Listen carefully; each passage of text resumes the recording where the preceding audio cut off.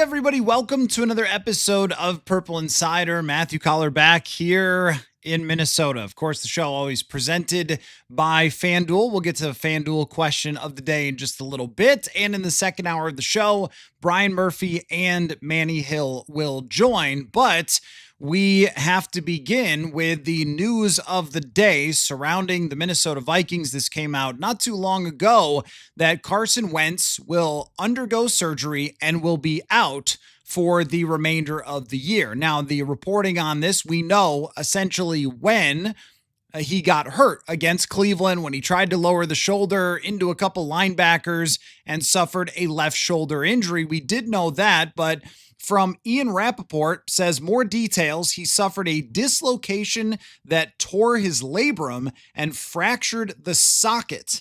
So he gutted it out for 2.5 more games.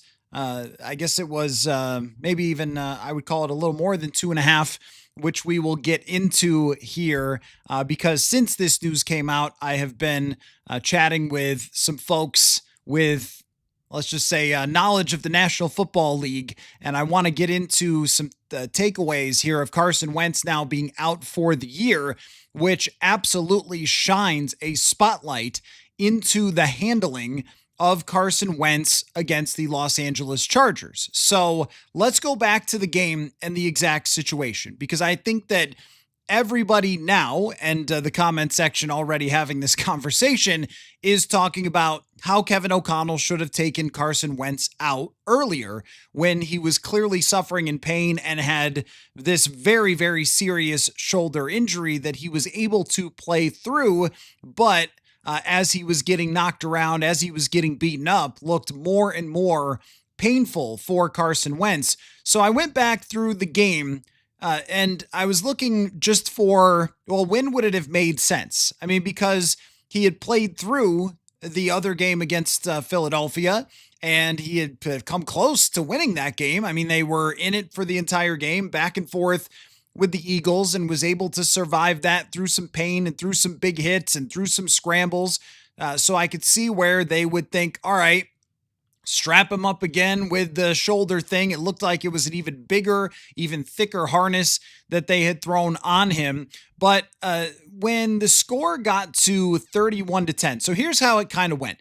It was 24-3, and already at 24-3, it's pretty questionable to still have Carson Wentz in this football game, because the chances of you coming back from 24-3 on that night on short rest with neither tackle is almost zero. And we've seen this team pull off some pretty incredible comebacks over the last couple of years, but 21 points down with your backup quarterback in, nothing working. The quarterback is injured. Neither offensive tackle is in the game. Right there, it would have probably been enough at 24-3. But when it was 24-3, he got sacked by Khalil Mack. And I don't remember every single time he got up wincing in pain, because that was every single time that he left the field. But he got sacked by Khalil Mack and they had to punt at 24-3. But Justin Herbert immediately threw an interception after that. It was the first play, throws a pick, and then they have the ball at the 26-yard line. So, okay, you leave Carson Wentz in because you never know when the game could turn on a dime. This was still into the third quarter. All right, they score a touchdown. They get it to 24-10. And you could see where right there, even though your chances down 2 touchdowns in the third, that you would not want to take Wentz out of the game, even if he was battling some very serious pain, because you never know. It is the Chargers. The Chargers do have a reputation for blowing games in insane fashion. They're not a perfect team. They don't have a great record. Maybe this game will flip on a dime. You'll get another pick, a fumble, something happens on a kickoff, and then you score a touchdown and you're right back in the game, and then you're down by 7. So you could see there when it was 24-10, why Carson Wentz would still be in the game despite being in a lot of pain. And what Kevin O'Connell said after, and I'll get to the rest that happened, what he said after was that he was asking the training staff, and they were saying he's not going to do more damage to it, more likely than not. He's already knocked it out of its socket and torn it, so what more can you do? So it was really about a pain management thing. Now, had the Chargers, say, fumbled the next kickoff and the Vikings got the ball back and they score a touchdown, then you would say, hey, this might be one of the guttiest games we've ever seen from a quarterback for the Minnesota Vikings battling through this shoulder injury. And wow, what a night if he had gotten them back in the game. But here's where things change for me. Is the next drive, the Chargers go down with very little resistance and score to make it 31-10. Now, that was late in the third quarter, midway late in the third quarter, at a 3-touchdown game.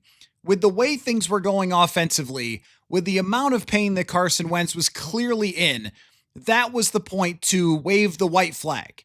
Take him out of the game, live to fight another day, put in Max Brosmer, and look, as much as I understand where Kevin O'Connell was coming from, not wanting Max Brosmer as a rookie quarterback to have to come in as Khalil Mack is just feasting, and their defensive line is throwing stunts and twists, and there's different coverages, and they can't run the ball and all that.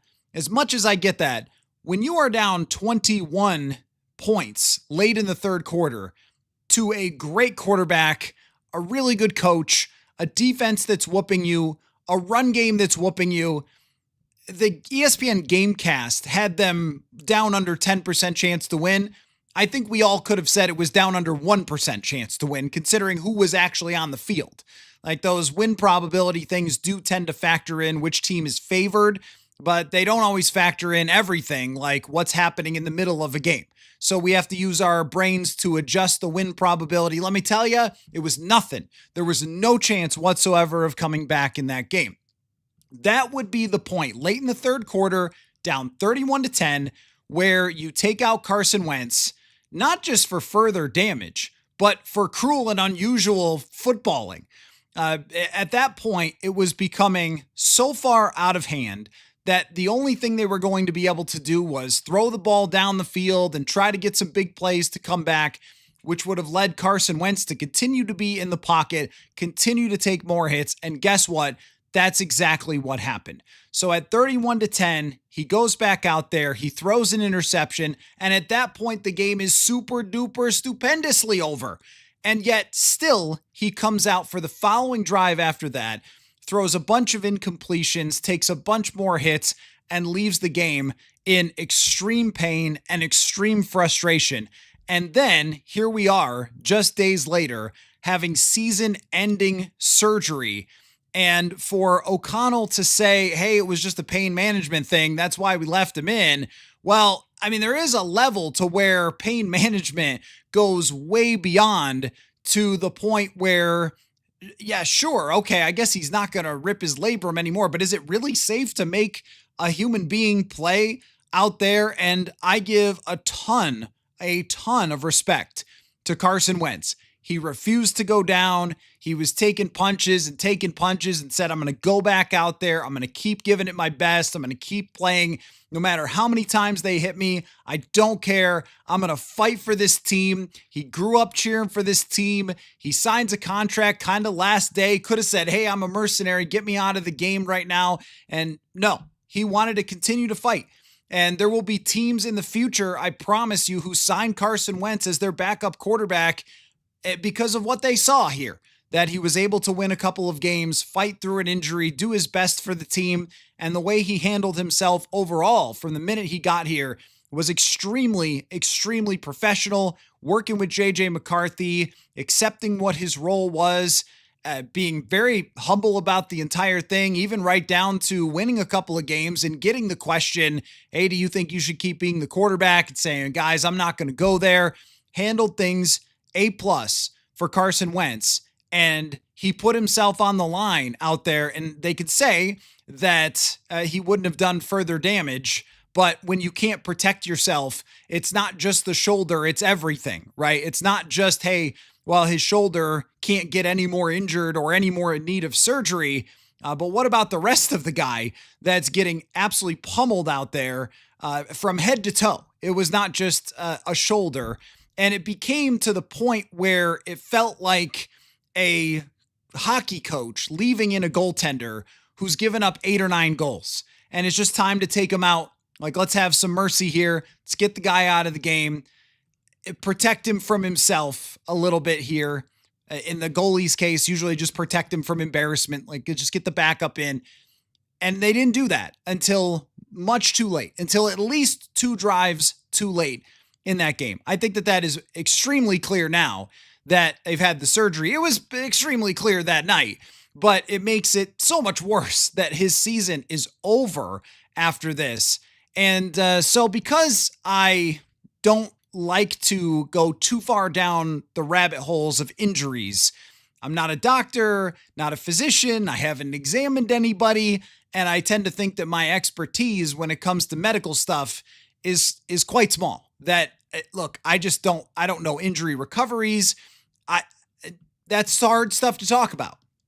And even when you guys asked the question in the offseason, like, should they sign some of these players? They have injury histories. And my thought was, I don't know, because I don't know those injury histories, nor would I really know what to do with those injury histories. Like, that's an area that is very tricky and very dicey to get into. But regarding this Wentz thing, and I know the internet also likes to overreact to pretty much everything. So I spent the last couple of hours just talking to a few people that I know, and I'll just say in the league, a couple of people that I know, and your reactions are a lot like their reactions. So I'll tell you one note that I got from a person, we'll just say with knowledge of the situation, said to me, quote, "This is more evidence of a bleep show with the training staff this year. So many mismanaged injuries, Van Ginkel, O'Neal, Darisaw, Wentz, and McCarthy." And another person that I talked to in the league said, "This is how you lose a locker room. Everyone is going to be in the cold tub saying, what the heck are we doing?" So I think that when something like this happens, it does have a reverberation to where other players see Wentz handled this way and they go, why are we not taking him out of this game? Because he's just getting killed. It doesn't give you a better chance to win because there's no chance to win anyway. You can bring in Brosmer, you can hand off, you could throw little swing passes, you could throw little check downs. And I understand fully Kevin O'Connell's explanation where he said, I don't want to put a rookie in a situation where the offensive line is getting crushed like that. I'm paraphrasing, but that's basically what he said. And I get that, but Brosmer's on the team. He's a professional football player. He played in the preseason. He had been in a game against Cincinnati. I don't think he was going to just take the snap and fall down. I think that he could have taken snaps, handed it off, checked it down, and just gotten to the end of the game with fewer players being hurt, including Carson Wentz having to suffer at least 2 more drives than he ever should have had to be out there. And it does, as the one source said, open the door for a little bit more conversation about a lot of different players this year. I have always been a believer that injuries are bad luck, and there's nothing you can do about them. It's the most frustrating thing in the entire NFL, that sometimes people just get hurt and you can't do a darn thing about it. You can't prevent it. And look, there's plenty of examples around the league of guys who are coming off injuries that are having good seasons that are older players. Stephon Diggs is an example of one. ACL injury last year. Hey, he's older. Hey, he's coming off an ACL. He's having a good season. Like, sometimes it works and sometimes it doesn't. Van Ginkel got here with an injury history. Jones got here with an injury history. Cashman got here with an injury history. And yet, even Grenard, all of them last year, and yet all of those worked out. So last year, there was a lot of discussion. There was high grades for the training staff, a lot of conversation from Aaron Jones, who had told us that he loved the way that he was managed and the plan that they had laid out for him. They have talked about the individual plans for players and things like that in the past. To give the full picture here, this staff has graded very well from the players in the NFLPA survey.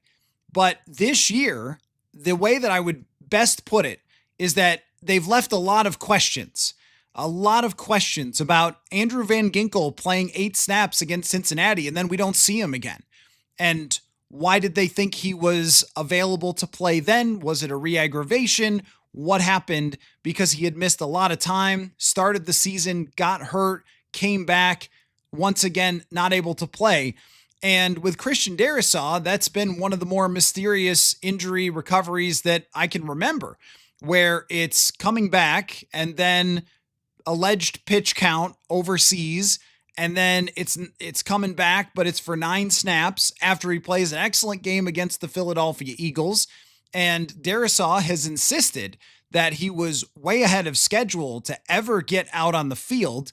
I don't know if that's ever the way it was really presented it to us, that we thought maybe there was a chance he could even get back on the field in week 1. And I'm not saying they have to lay out a dossier, but when the player is taken out of a game in Cleveland late in the game in the fourth quarter, and then it's a pitch count that doesn't quite add up. And then this game, he goes out there and gives it a try. He's out for 9 snaps, and then he's back out of the game. Well, should he have been active to begin with?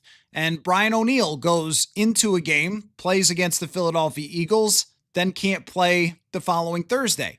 Ryan Kelly had an injury, came back, got re-injured again with this another concussion after coming back fairly quickly from the first concussion. And the way I would like to put it is just it leaves a lot of questions. I don't have the answers to those questions because I don't have the information, nor would I know entirely what to do with it.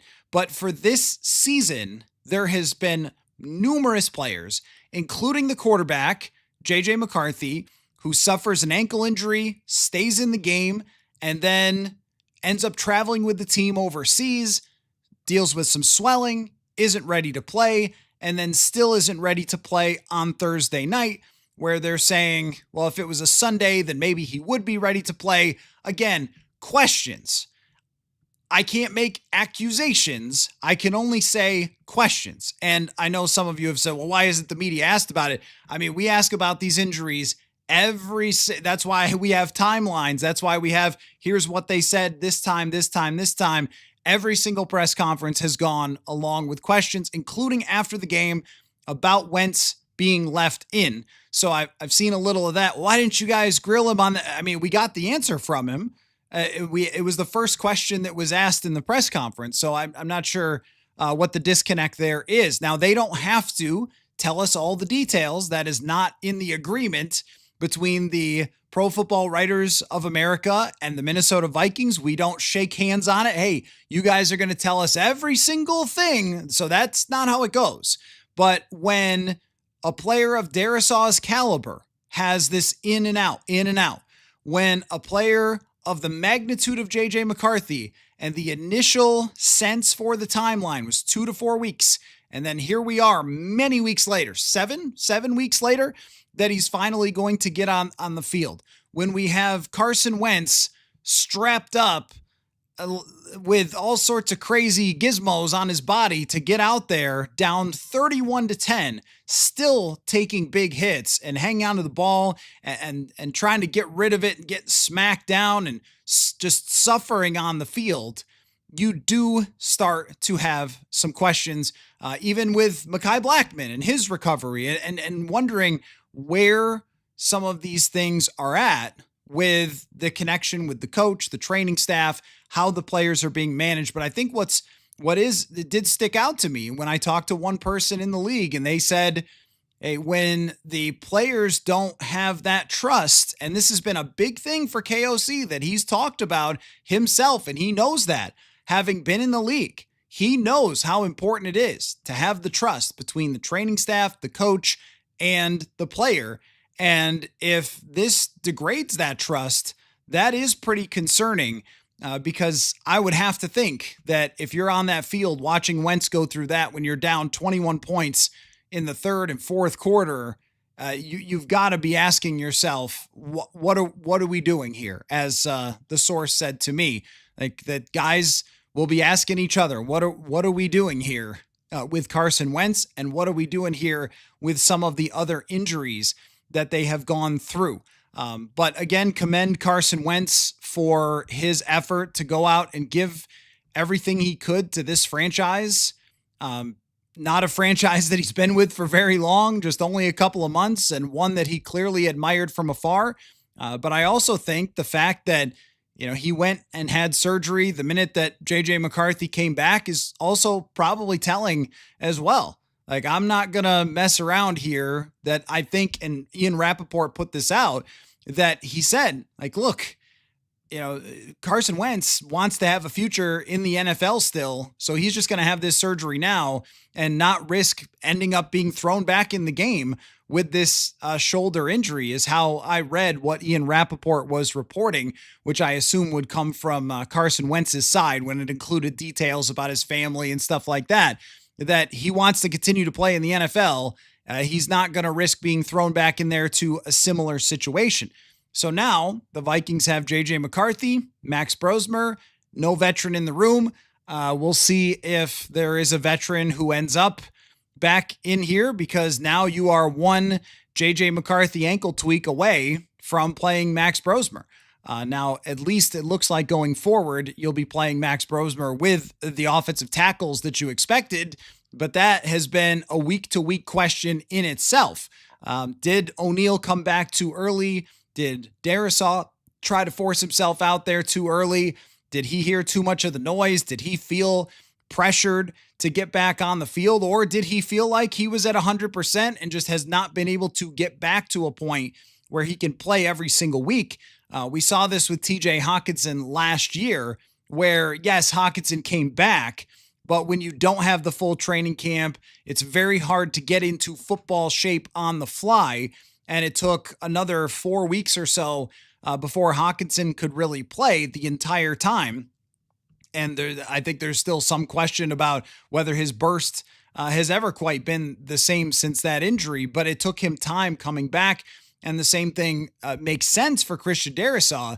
But when you're having guys come in and out, it's really difficult for the team to deal with, because now all of a sudden you have Justin School, who spent the entire time getting ready to play right tackle, and then all of a sudden he's playing left tackle. And already Justin School is a guy who's kind of barely hanging on in the NFL, and now you're asking him to do something twice as hard. I think it's really piled up on this team, and the tension right now. I'm thinking with the 3-4 record, the defense struggling. O'Connell not really wanting to answer a question about the defense after the game, when clearly they've been run out of the building the last couple of weeks, something that we never saw coming. And now the other part of it too is you look around the NFL and Daniel Jones is in the MVP race. Sam Darnold, who's going to play later tonight. Is that right? No, not tonight. Who's playing tonight? Washington? Anyway, Sam Darnold is playing really well. And then you have Bo Nix, who they didn't draft, who is now 16-9 in his career and just blew out the Dallas Cowboys. And even Aaron Rodgers has played good enough to win some games that Pittsburgh's horrific defense has not been able to hang on. So you have a lot of other quarterbacks that the Vikings passed up on that are doing well. And now they're finally getting back to JJ McCarthy. So there's pressure. There is a lot of pressure and a lot of questions right now about the Minnesota Vikings. But today, with Wentz undergoing the surgery just a few days after being left on the field far longer than he should have been, it absolutely draws some questions about the handling of that entire situation. And just judging by your responses, I mean, I feel like what happened on Thursday for Vikings fans was just empathy, just feeling very upset by what you're seeing. And I certainly was myself in the press box. I mean, you don't want to see anybody get hurt or suffer on an NFL field. I know it's part of the game, and I know gritting through it is part of the game, but there is a line that gets crossed of what is the risk versus reward here. And the reward was nothing to keep him out in the game. So I agree with those of you who have said that it was, just borderline cruelty to leave him in the game with the way that he looked and some of the images from that game. I mean, when you're talking about a guy who's as tough as they come, having those reactions and then being asked to go out there at 31-10, it just didn't make a whole heck of a lot of sense. And really unfortunate for Carson Wentz. And again, just much respect to him and what he was able to do coming in as a backup, winning 2 out of 4 games, gritting through it. Then, they lose this one wasn't able to keep the season on the tracks, but I can't say how much of that is on Carson Wentz when they couldn't protect him, couldn't get the ball out of his hands into the receivers, couldn't run the football, couldn't stop anybody. I think that under different circumstances, they could have, maybe even beaten Philadelphia, could have beaten the Chargers, but couldn't make a stop on defense. So, and not that I'm saying the game against the Chargers was close. I just mean if it had played out differently and the defense was what they supposed it to be, maybe things look a lot different. Or the running game was what it was supposed to be. Maybe things look a little bit different.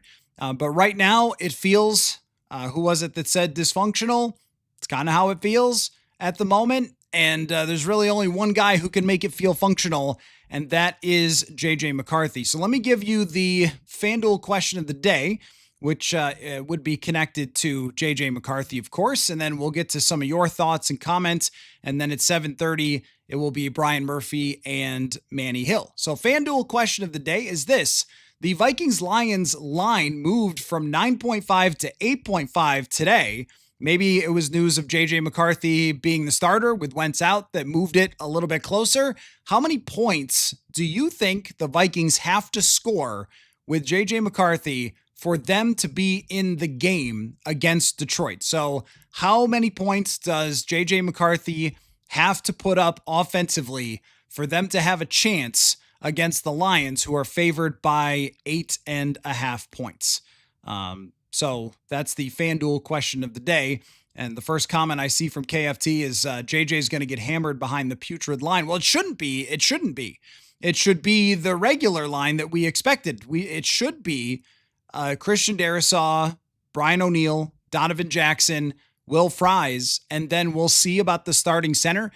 Michael Juergens and JJ McCarthy worked a lot together earlier in the season when Ryan Kelly was out. I guess in the Atlanta game, maybe they worked a little bit in training camp together when Ryan Kelly was out. He's never worked with Blake Brandel. Now, you might want Brandel's experience as someone who can identify blitzes and things like that, but I'm not sure the last couple of games have offered any evidence that you want to continue to go forward with Blake Brandel. Backup center, it's a really tough spot. Maybe the guy who's played it for a lot longer in Juergens makes sense to go back to. It does feel like just you don't really know who's going to play better, because Brandel did have a decent game against the Cleveland Browns, but the last couple weeks have been really, really rough at the center position, including that snap against Philadelphia. It's just been a tough go. So I don't know who's going to be in its center, but if you can have 4 out of 5 of the projected offensive line healthy, then at least JJ McCarthy will not have to go in there with Justin Skule and Walter Rouse.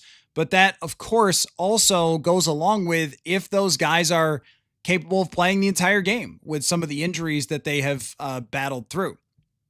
The Baron says, answering the FanDuel question of the day, they'll have to score more than 40 to be in the game. I mean, yeah, look, I don't know if it's 40, but to be in the game, it's probably pressing 30 the way that the defense has played. Now, so often in the NFL, just when you think you've got something figured out, it goes back the opposite way.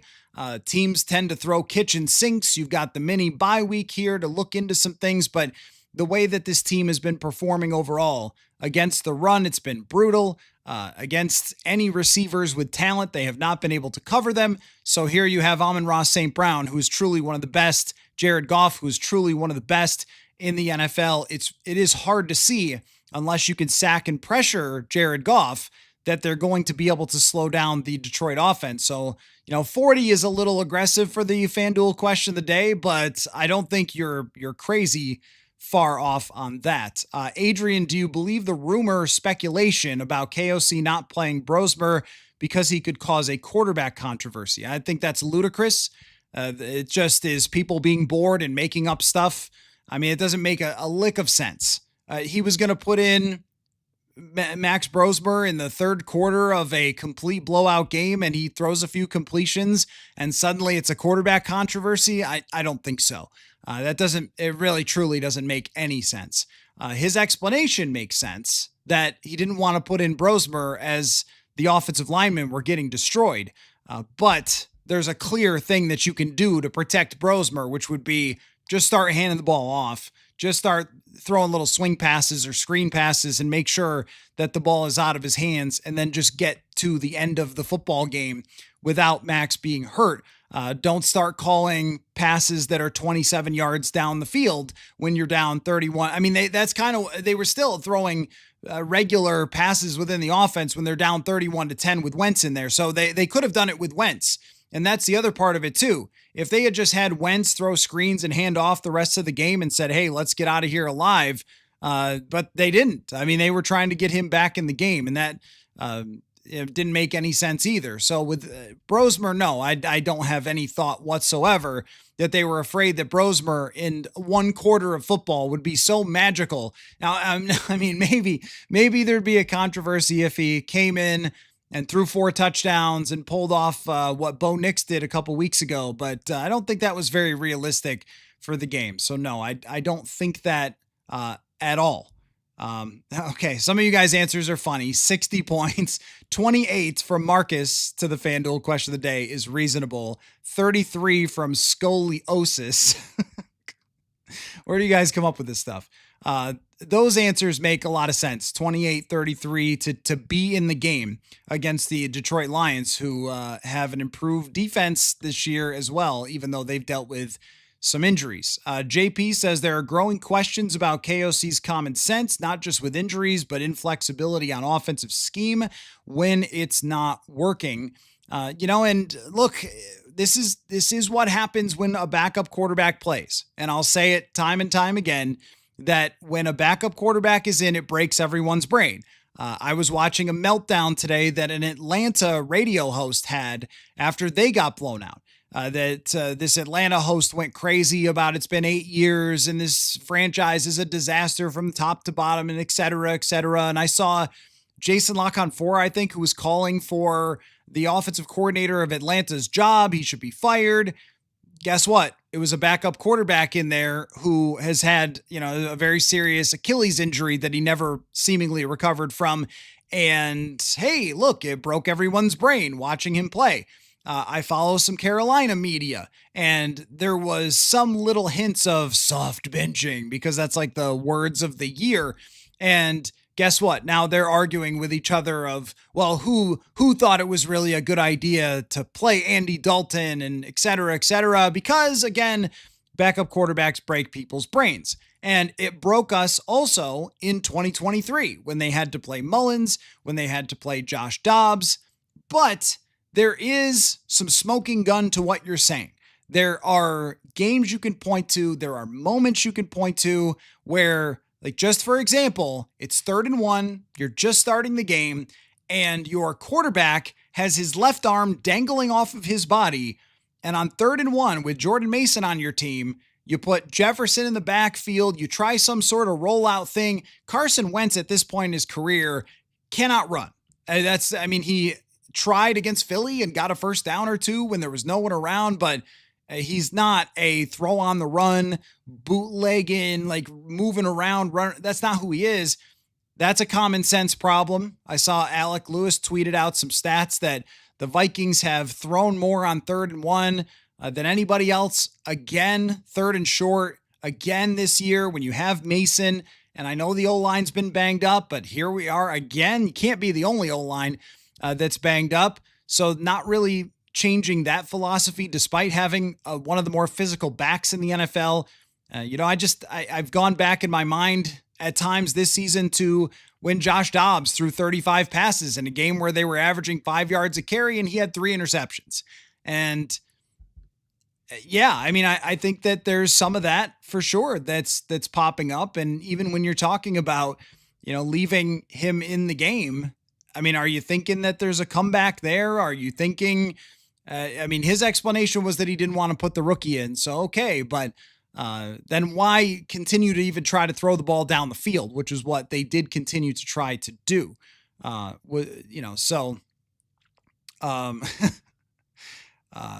Contra Passon. So Brosmer is a guaranteed forfeit. Do you mean like if you put him in against the Chargers, the game was already over.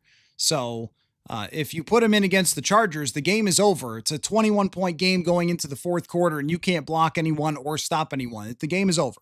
Just put him in, hand off, get Carson Wentz out of there. The guy is suffering. It's really not that hard. So Ned says maybe O'Connell was waiting for Wentz to let him off the hook by tapping out. Well, yeah, I don't know. I don't know. I mean, Wentz continued to go back in and say that he could play, but that's usually what players do.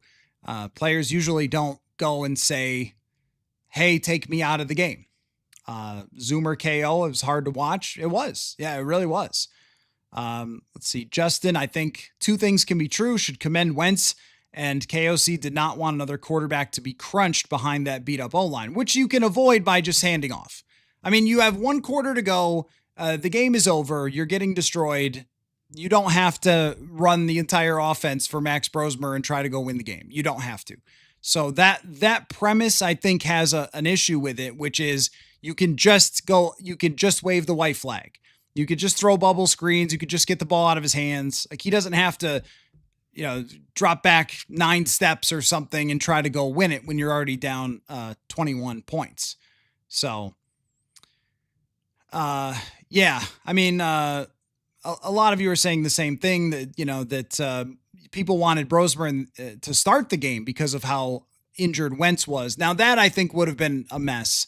I mean, it was a mess regardless, but I don't think that would have been good for Max with Christian Darrisaw not being at 100%. Let's see. The whole set of mental gymnastics to defend him requires Brosmer to be dramatically worse than Wentz. Now, look, I mean, yeah, I get what you're saying for starting. I mean, now that we know the results, sure, we could say it could not have been worse if Brosmer had started. But we also didn't know exactly how injured. Now, he was injured. We knew that, but he had played pretty well against Philadelphia at times. Not, I don't want to say great. I missed some open throws, but they had scored points and they were in the red zone 6 times. They failed, but they had moved the ball and hit some throws. I wasn't in favor of starting Brosmer, especially when you find out that O'Neal and Darrisaw are out. It's really about, get him in late in the game when it's already over. When the starting pitcher has given up 10 home runs, take him out of the game. Don't wear his arm down even more, right? That's, I think, kind of the point about putting in Max Brosmer. I mean, some of you so desperately want to see something else than what was happening, as I'm talking about breaking brains. I think Brosmer in that situation, it would not have been any good for him to be in that environment either. Not any quarterback, not JJ McCarthy, not Justin Herbert, not Patrick Mahomes. Nobody would have done great, I think, in a situation with the offensive line losing so quickly. And I looked this up. The average pressure to Carson Wentz in that game was only 3.2 seconds, which is really fast for an average pressure.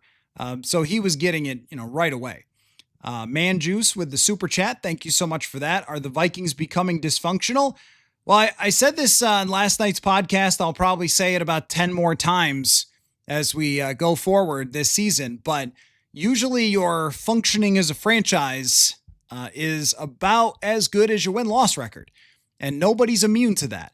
That's how it is in the NFL. Not even Mike Tomlin, if you follow some Pittsburgh folk who are destroying, rightfully, Mike Tomlin after the way their defense that they spent a bunch of money on has fallen apart. But I will say that this is the first time, the first week or two, that I felt shades of Zim. Whether it was a tense press conference, which really wasn't a thing at any point during O'Connell's time, sensitivities to some things that were written in the local newspaper, which is not something the head coach should be concerned about at all.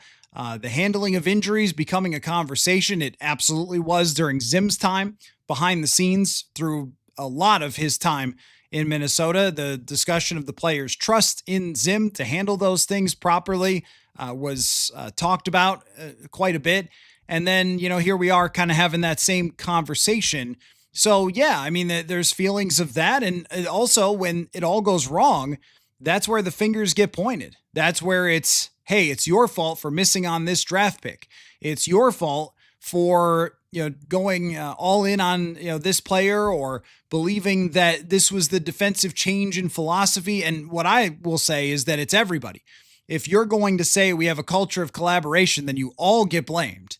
And a lot of times the only way we know how to talk about blaming people is just by saying someone should be fired. which is maybe how we end up as a society paying so many college coaches not to work because just someone's head has to roll all the time. But I think that we can say in this situation, like, that's not on the table at 3-4, but it is, I think, in terms of accountability, where you start pointing fingers. Well, it's really at everyone.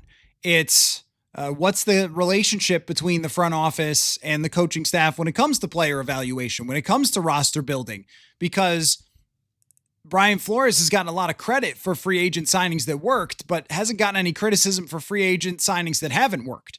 So how many of those signings are, the defensive coordinator pushing for certain things? How many are the front office pushing for certain things?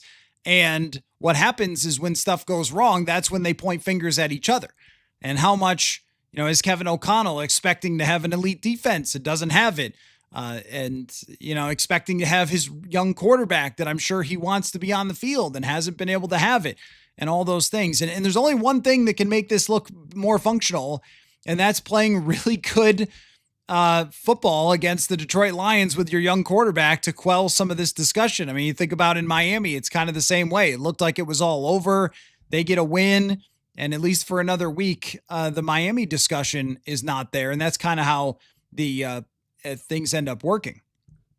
Don't forget the trade for Sam Howell. Ned, well, didn't they end up on the plus side of draft capital for that? I think that they did. KFT, Jackson, and Addison, the only high draft picks. Some others may develop, but most teams over 3-4 years have more than 2 draft picks contributing. After those 2, it's meh. So that's what I mean, is that what all these discussions end up always turning into is it's their fault, it's their fault, it's their fault, it's their fault, it's their fault. And really, it's everybody's fault. But when we look at and try, instead of just pointing fingers, to try to trace back how you got here to a team that's 3-4, but also doesn't seem to have, like, what's the light at the end of the tunnel? Well, the light at the end of the tunnel is if JJ McCarthy plays well. So I don't want to get to a point where I'm just pointing at things and saying that they stink, because that doesn't quite make sense, or saying that the team did everything wrong. Because when you look at the structure of the Vikings offense at even 80% health and what it can provide to a quarterback, now it can't provide it to a quarterback who has his arm barely dangling off of his carcass and doesn't have either one of his tackles. Now that doesn't apply. It doesn't apply when Nick Mullins was in. It doesn't apply when Josh Dobbs is in. You have to have a certain level of quarterback for this thing to work. And I think we found out last year that level is fairly high because Sam Darnold's pretty good and Kirk Cousins is pretty good. And they've won a lot of football games when those guys have been in. And this is why it all connects back to JJ McCarthy, because right now they have received overall bottom 5 quarterback play in the NFL. I mean, heck, Justin Fields and the Jets have had better quarterback play than the Minnesota Vikings this year, because at least they've had 2 or 3 games that have been pretty good. The Vikings, I mean, really none. I don't think that there's an impressive game on the resume. When you look at what everybody else has done to Cincinnati, I mean, even that was just okay. Like, anybody can kind of do that against Cincinnati. The rest of the games, I mean, Pittsburgh's getting torched left and right. Atlanta, it's not special. They haven't gotten good quarterback play for all season. So if McCarthy comes back in and rights the ship, even if the defense is still messy, that's easier to turn around in a year than it would be the offensive side. So we can't look at it and say they've done everything wrong, because they extended Darisaw, they extended Jefferson, they have Addison, they have Jordan Mason, who's going to be here at least a couple of years, a young and talented back. They signed, I think, a pretty good right guard. I mean, when you sign him for a lot of money, you expect that he's the next Steve Hutchinson, but that's not realistic. That's not what he was in Indianapolis.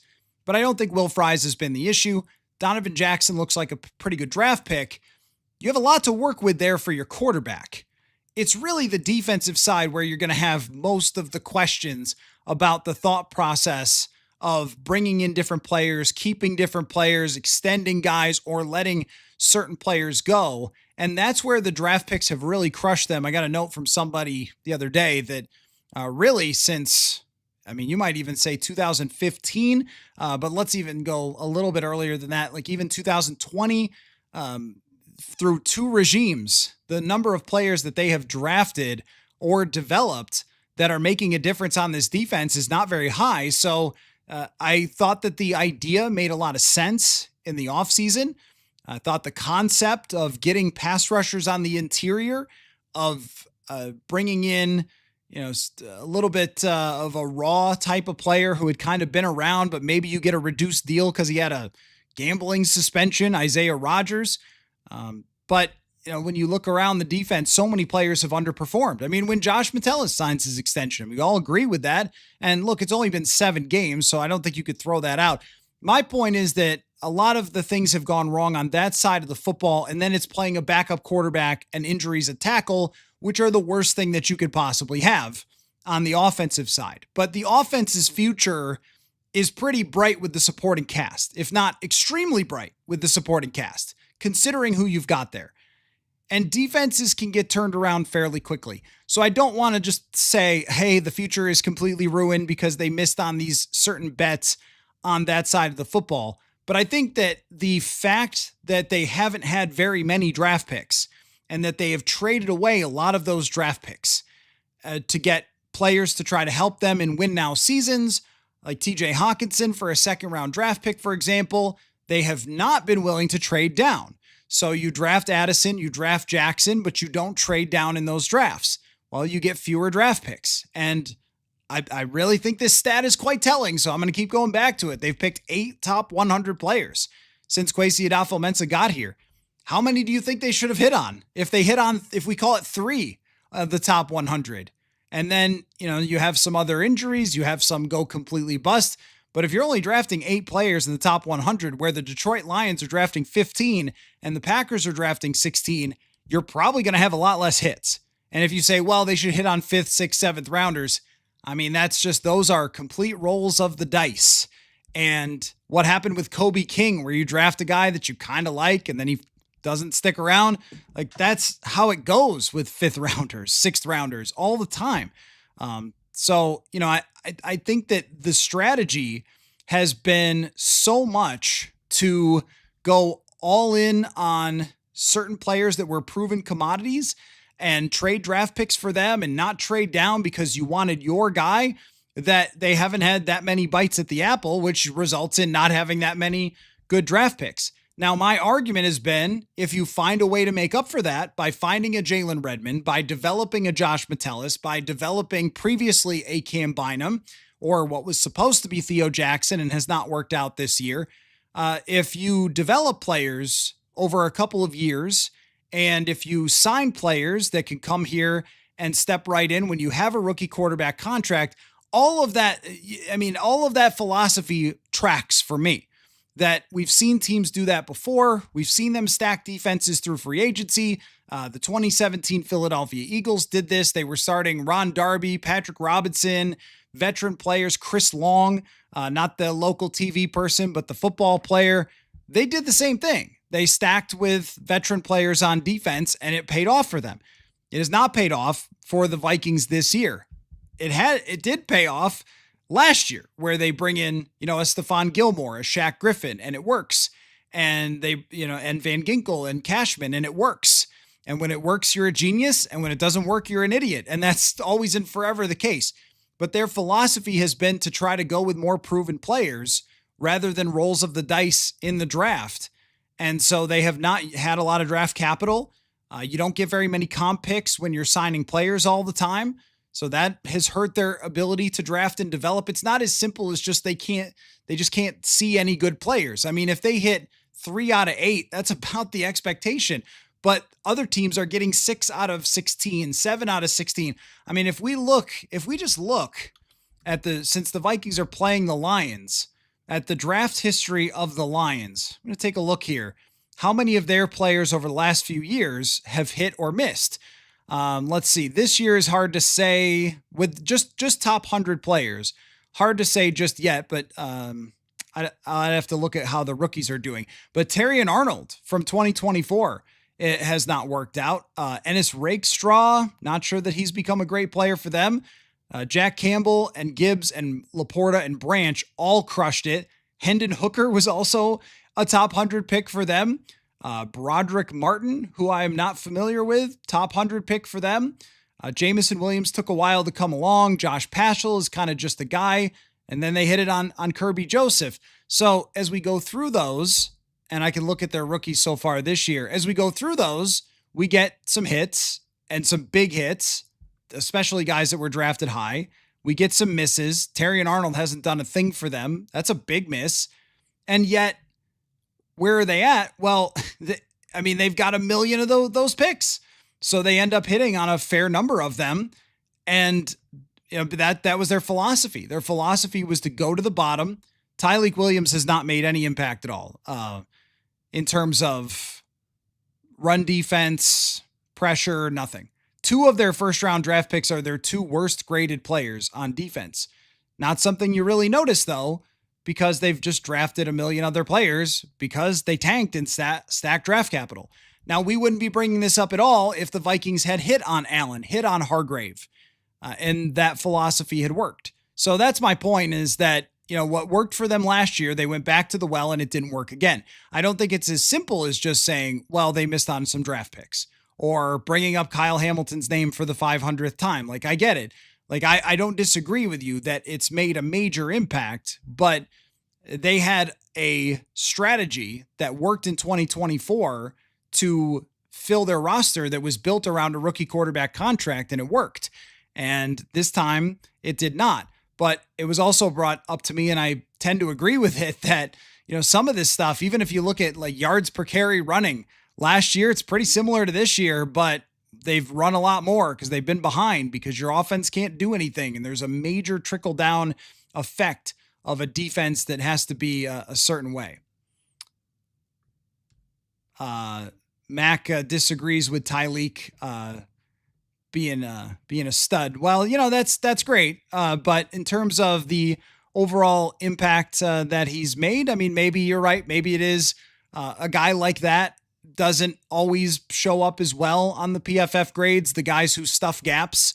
But still, a first round draft pick, defensive tackle, okay. Like, even if we just say jury's out, the point is Detroit has drafted well, but they've also drafted 1 million players at the top. And the Vikings have not drafted hardly any players. That's the entire point. Anonymous, why doesn't KOC run the ball? Well, one reason is it doesn't work. It has not worked this year or any other year, which certainly draws a lot of questions about the running scheme, but the offensive line has been a problem. And I remember somebody saying to me, it was kind of mind-blowing at one point, like, you realize run games are also dictated a lot by the quarterback. I was like, that's actually true.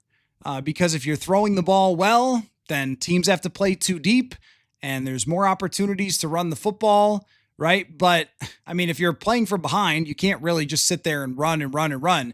Now, I think there are certain situations, yes, they can, but I don't think that this year that's really the discussion that we're having, which is just, like, why doesn't he run? That feels a little bit more like last year when they were winning a lot of games. I get why they're not running when they're down 31-10, although maybe they should have been. Hendon Hooker might be good. He's like 35 years old or something. Let it go. Move on. He's not the guy. Chris, you think that Dallas Turner draft pick was bad? Could have had Bo Nix. Well, yeah, I guess they... No, I don't think they could have drafted both McCarthy and Bo Nix with those 2 picks, but I think I understand what you're saying. Yes, they could have drafted Bo Nix instead of JJ McCarthy, and maybe considering their timeline, that was a thing that should have been more considered.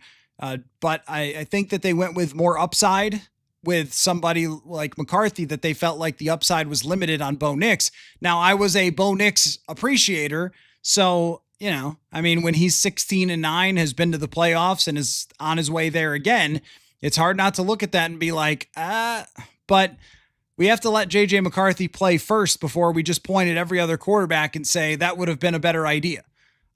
But Nix is playing well, no doubt about it. The Dallas Turner thing's complicated because overall, Dallas Turner has been okay at times. He's been asked to take on a role that is more than he probably should have. He's got 18 pressures so far this season. That's not nothing. He's got a couple of run stops, has played okay against the run, is graded well as a tackler, hasn't played well against the run in terms of setting edges because he's not that guy. But in terms of making tackles, it hasn't been the huge step though. It's kind of looked a lot like last year. And I think that is concerning. And that's what I mean about the bets that you make. If you make a bunch of bets that have a 50% or less chance to work out, sometimes it all goes snake eyes. And this one is another one that I wouldn't say snake eyes. He's a contributor, but it's kind of close to that. Just out of curiosity, wonder where he ranks in pressures overall. So the top guys have in the 40s. Oh, look, Aiden Hutchinson has 48. That's who the Vikings play this week. Turner is 46th in pressures. That's not where you would want him to be based on how much he's played so far this season. Also, the other teams have been ahead and haven't had to throw the football. So there is a cascading effect to a lot of different things this year going wrong that have made things worse, like that have played off of each other. And it truly is one of those, everything that can go wrong has gone wrong for the Minnesota Vikings this year. And the one thing that could go right for them finally gets to start this week, and that's JJ McCarthy. So in a few minutes, going to have Brian Murphy and Manny Hill drop by, and we're going to talk about expectations for JJ McCarthy. They're going to give their opinions on Carson Wentz and what happened on Thursday night as well. But I do want to remind you of the FanDuel question of the day. The Vikings and Lions line on FanDuel moved from 9.5 to 8.5 favorites for Detroit. I guess maybe that's because of the news of JJ McCarthy starting this week. How many points do the Vikings have to score to hang with the Detroit Lions? So how many points from JJ McCarthy would be necessary? BM Dallas Turner sucks at coverage. I haven't thought that he has adapted to that very well either. And this is where we got to bring up why everyone being responsible, because the thing that's really surprised me about the Minnesota Vikings, the way they've handled things. So I've defended a lot the timeline, the idea, the concept of this is when you start your win now window. It's probably 2 or 3 years with the key players that you have. I like the idea. It's worked a lot of times, and I can throw the examples at you for the 100th time, right? But we all know that. We know that it's worked a lot for teams to have the rookie quarterback contract. It's what we were looking for many years with Kirk Cousins of, hey, this is how teams are winning in the NFL. So this is what you got to do, et cetera, et cetera.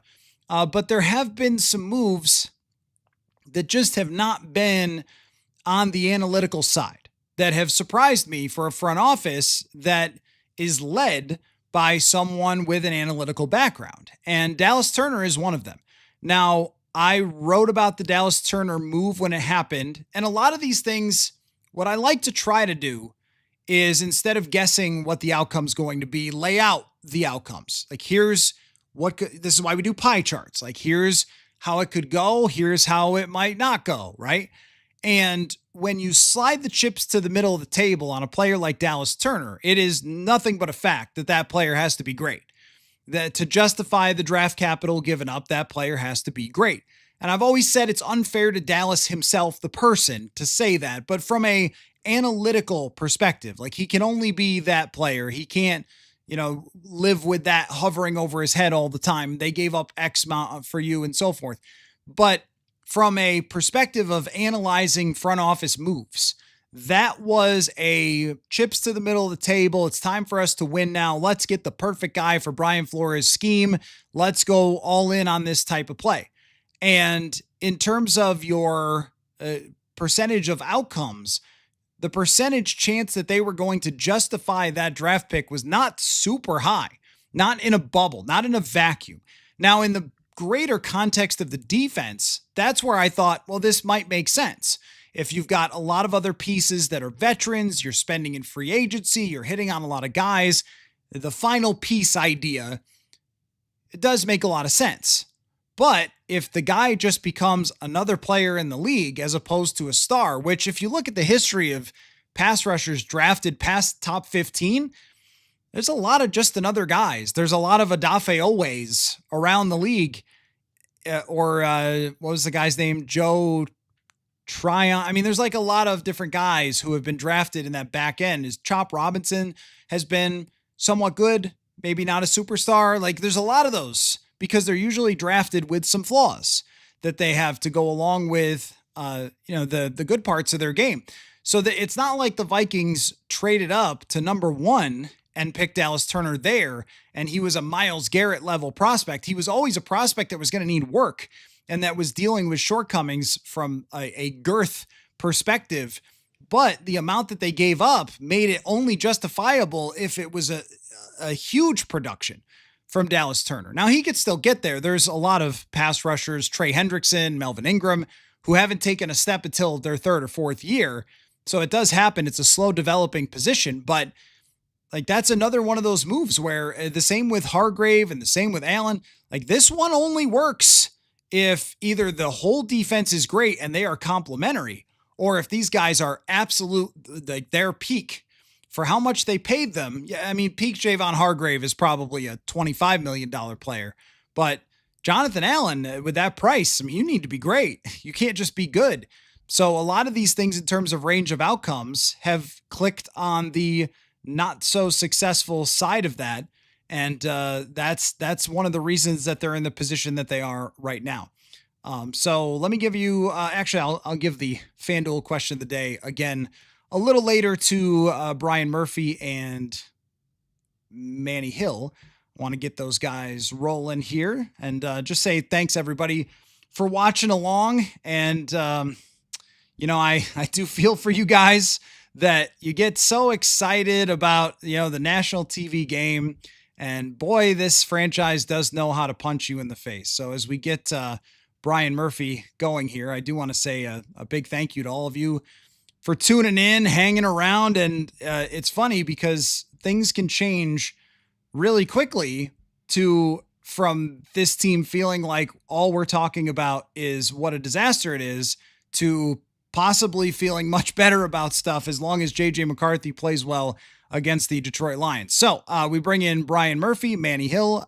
Brian, good evening to you. How are you? I'm doing well. Good to be here. Manny, how we doing?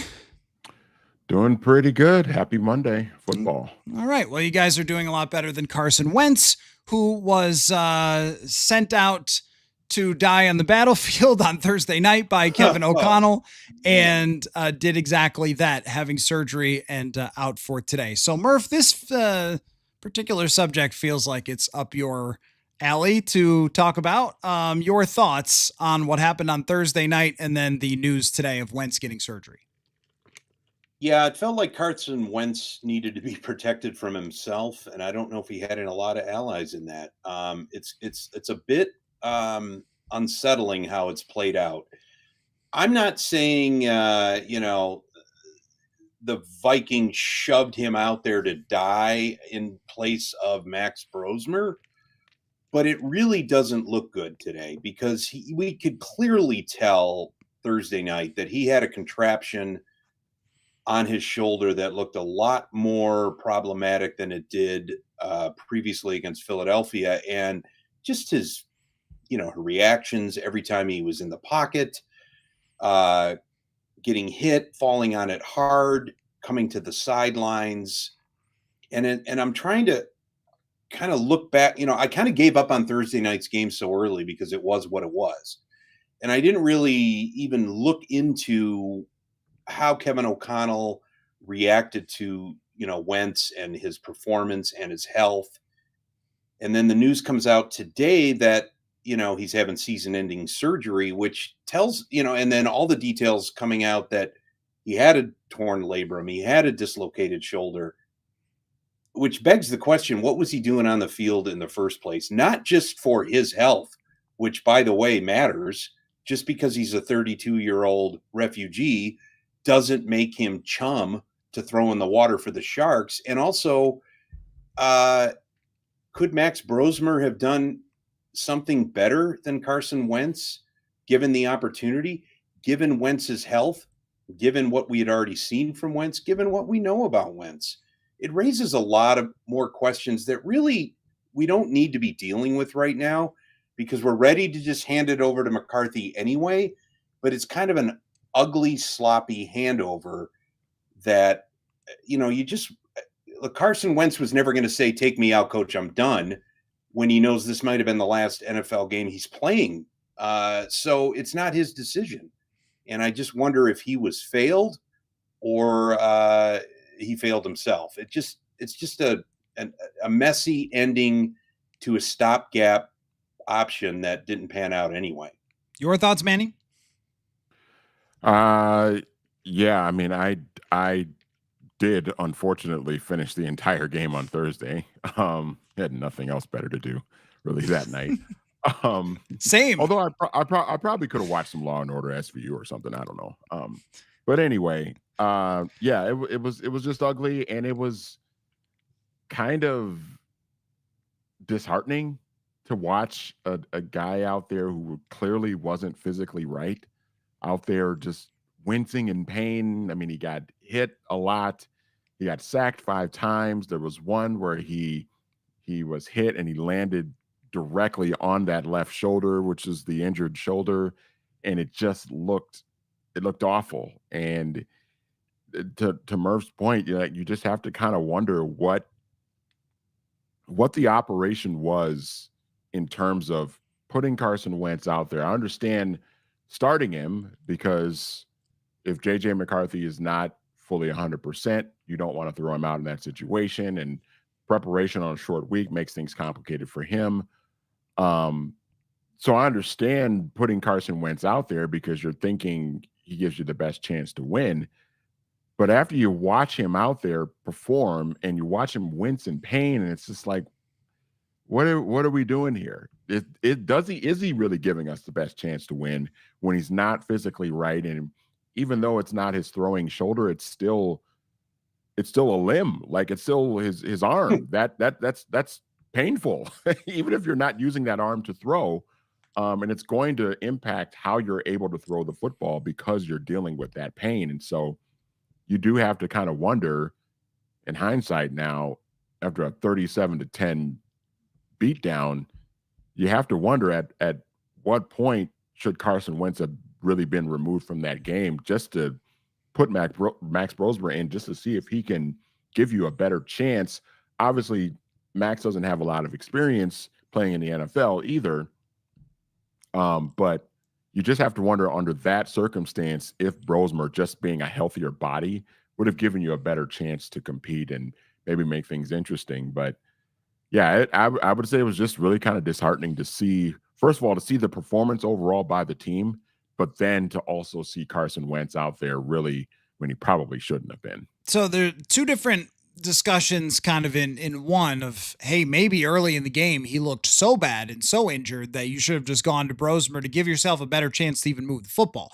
Now that I actually do buy the explanation from Kevin O'Connell of, look, I don't really want a rookie going out there with those tackles, the way they're getting killed. Hey, right. Newsflash, Khalil Mack, still a sick NFL player who is back to full health himself and dominating this football game. Their other guy is the second or third best at QB pressures in the NFL. Like, they've got some guys up there, and the Vikings can't block them. Okay. Right. I get that. Couldn't prepare Max Brosmer to start in 2 days where they just had walkthroughs.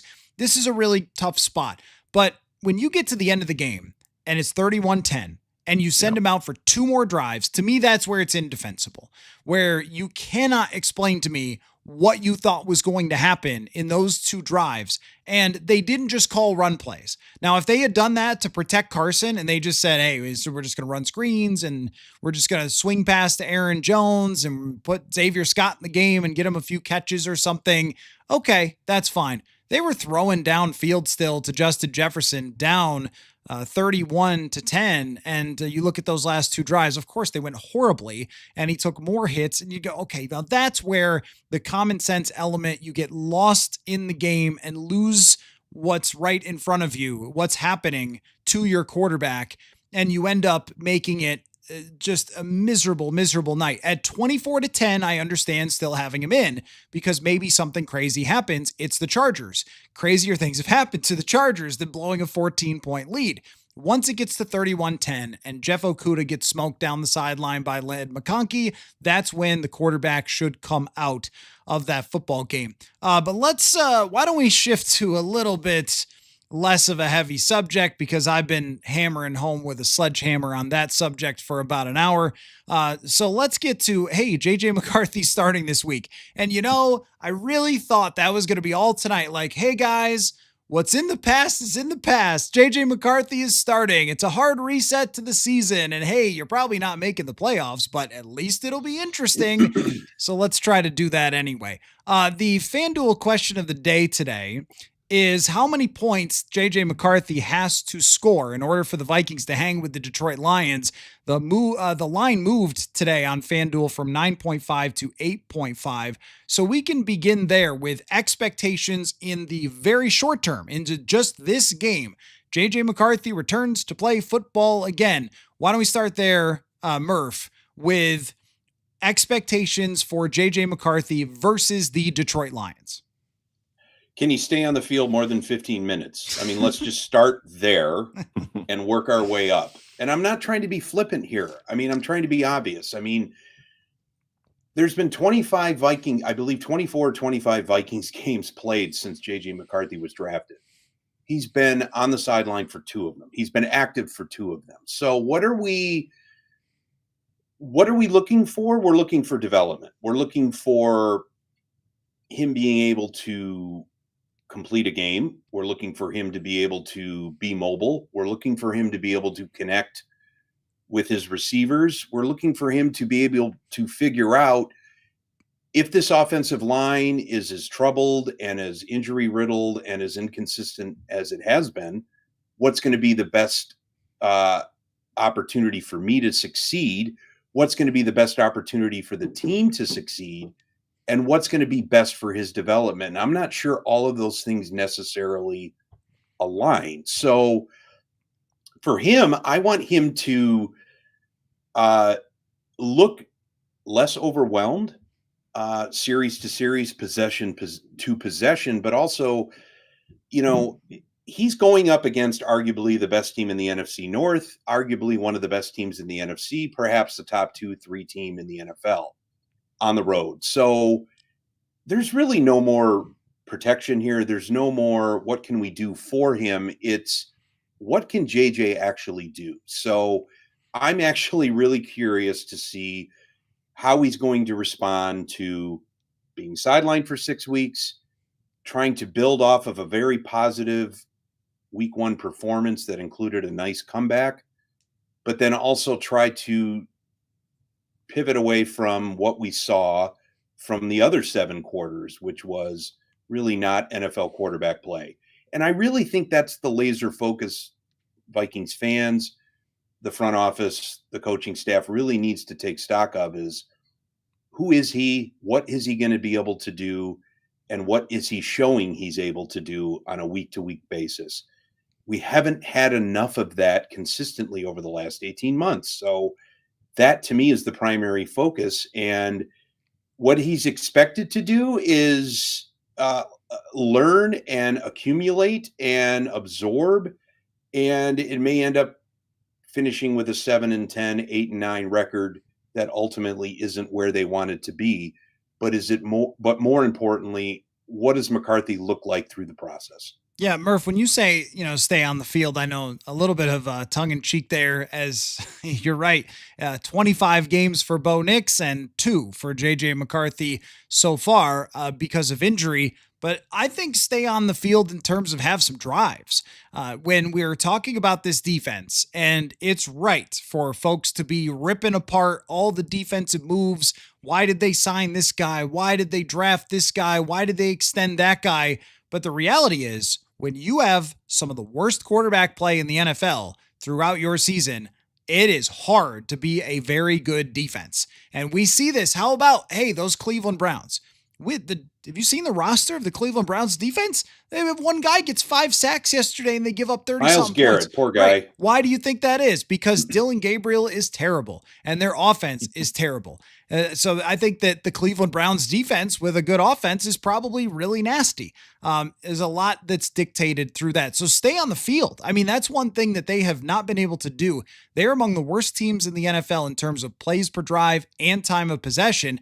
Put some drives together and let that even be a start. I don't think we need to begin with JJ McCarthy has to be magical and turn the season around. How about we just begin with completions, moving the chains? I'm watching Jordan Love last night, tight end underneath, little quick pass to the receiver who scoots along the sideline for 10 yards. Let's just begin with that and then work our way up to something that looks more like franchise quarterback level play. You agree, Manny? 100%. And I think, sustaining drives, converting third downs, getting off to a good start, I think is going to be really important because outside of the Cincinnati Bengals game, we haven't really seen this offense get off to a good start and go down the field and score a touchdown and play with a lead. This team has not gotten a chance to play with a lead, and that has impacted how the defense has been able to perform. So it's going to be important to do that, but also just from a health standpoint with JJ McCarthy too, can Kevin O'Connell and this offensive staff find ways to protect McCarthy in a way where he's not getting hit a lot? And, he's already shown a little bit that he can get banged up a little bit. He had the knee injury last year and then the ankle injury this year. And he's taken a lot of sacks. The Vikings as an offense have taken a lot of sacks. I was looking it up when you guys were talking about Bo Nix. Bo Nix has played 8 games. You know how many times he's been sacked? 8 times. Wow.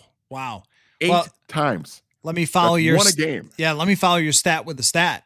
The Vikings are the 7th most sacked team since KOC took over, which all the other teams are horrible. All the other teams have horrible quarterbacks. 28 times this year, the Vikings have taken 28 sacks this year. Yeah. 19 for Wentz and 9 for McCarthy. 9 for McCarthy in 2 games. Like right. 2 games. So that's, and look, some of that is McCarthy or Wentz holding onto the ball a little bit too long at times and trying to move around and extend plays. But, Bo Nix has a little bit of that to his game too, where he can get out in the pocket and extend plays and make things happen too. And he's been able to avoid that stuff happening.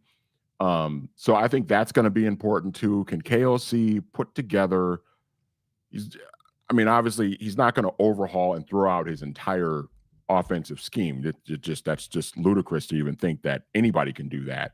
But can they sprinkle in, like you said, Coller, some easy throws, quick throws for JJ McCarthy to make to kind of help him convert third downs, sustain drives, maintain possession, get off to a good start. And it's going to bode well for the offense to be able to put points on the board. It's going to help the defense because they're not playing from behind.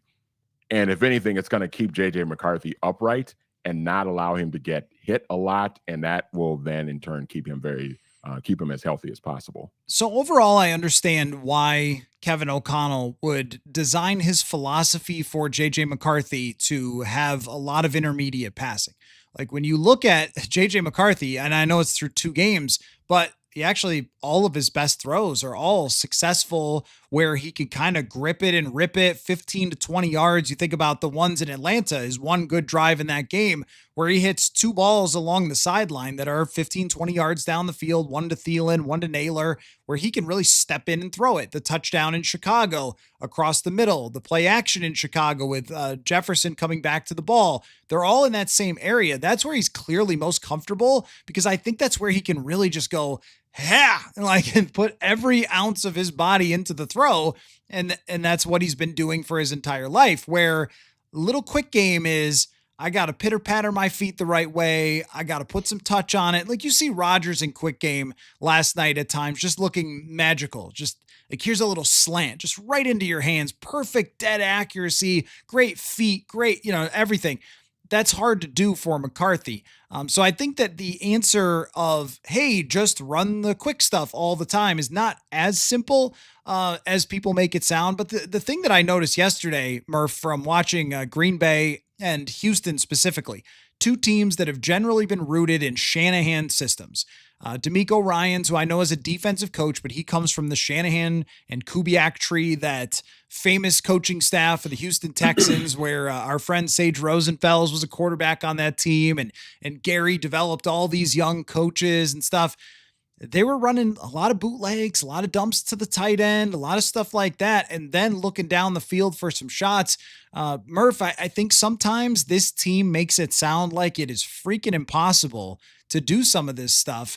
And that's what I want to see, not just, as you said, McCarthy's success, but also it is becoming more and more of a swell of, all right, you're the quarterback whisperer when you've got Cousins and Darnold, guys who've been in the league for a long time. How about you just yell as opposed to whispering? Like just yell the bootlegs. Like I think that it's a major storyline of how he will approach this schematically. He just hasn't had time. Again, we just haven't had enough of McCarthy on the field to really. We've had glimpses. We can kind of surmise what might be successful for him, but because it's been so limited, and because the games that he's played, the Vikings have fallen behind quickly, which eliminates the run game, which puts more pressure on him to convert third downs and sustain drives, when maybe it would have been nice if the defense could have gotten some 3 and outs and given them a little bit of breathing space. I mean, it's always an ebb and flow between the offense and defense, right? Who's on the field more? Who's keeping the opponent on the field more? Who's making it more difficult?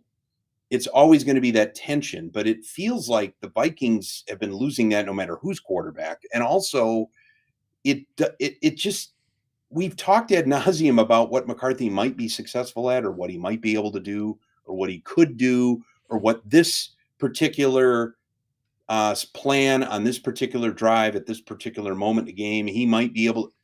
He has to be out there to do it, and we just haven't had enough of that, which has been so frustrating. And we've also, it should also be noted that Michael Penix and Bo Nix and Drake May and these guys have all had all of the practice reps, all of the preseason work, all of the game starts. They are so far ahead of him right now in all of that. It just feels like we're always at the cusp of what can JJ McCarthy do compared to what has he already done. And we just have very little to go on that. So it has to happen. He has to be on the field. He can't be protected from everything. He can't be shielded from everything. He has to go through the growing pains that all young quarterbacks do, whether that results in a 7-10 record, an 8-9 record, a 9-8 record, or maybe miraculously a 10-7 record, and he wins some big games and has big moments and he gets a playoff test. Kind of like Jaden Daniels did last year. Everybody thought, well, let him go to Detroit and he'll get his seasoning. Well, not only that, he got an upset win. So all of that has happened while JJ has basically been rehabbing. So again, the eternal question is, what can he do based on what we know he can do? We need to know all of that now. Was that your collar ringing there, Murph, in the background, or is that the little poochie there? I just muted myself. Yeah, that was my dog escaping. My daughter is taking him away. Oh, okay. But he might have wanted to weigh in too and say, rough, yes, yeah. Get him on the field. Well, he's got that dog in him. Manny, a lot of the discussion after this game has kind of always gone back to, O'Connell wants to throw down the field, O'Connell play calling, stuff like that. And this is where I don't want to go there with O'Connell until I see him with JJ McCarthy actually for a sample size of games beyond 2, because you could say, what great late game play calling against the Bears. And you'd be absolutely right. I mean, it was an incredible fourth quarter for them. And you could say, what a terrible scheme against Atlanta because, well, it didn't work. And that's how we do it, which is we wait for the results. And then we say, well, you must have screwed everything up if the results weren't what we wanted them to be. But where do you stand on that entire discussion? Because for me, I just need to see it. and they've had way too much success with other veteran quarterbacks that have supposed to be their starters, that when you're talking about, well, you couldn't adjust to Dobbs, you couldn't adjust to Wentz, it's like, well, then what are those guys' career records? Like, who's winning with those guys? I think Josh Dobbs is maybe 3-12 as a starter in his career. I mean, that's not, and you give him one more credit for the one in Atlanta. Like, that's not really going to tell us a whole heck of a lot. I think that it is a little bit of a prove it, though, here going forward, not all just in this one game, but for O'Connell. Like, do you need a veteran quarterback to run this thing? And I'll just throw one more stat at you before you answer on this. In 2022, Kirk Cousins ranked 9th in terms of snap to release time. So how quickly he got rid of the football. Last year, Darnold was one of the lowest because he hung onto the ball forever and waited to get destroyed before throwing it 30 yards downfield, as his style in Seattle and everywhere else he's been. But I think that shows that it's not impossible in this offense to have someone get rid of the football in a timely fashion. Yeah, and I think that's part of it too. When I was talking earlier about, getting hit and taking sacks, and some of that is long developing plays, receivers running deep routes, intermediate to deep routes and things like that. But some of that is also falls on the quarterback, just being able to make the right read in a timely fashion and know exactly where to go with the football.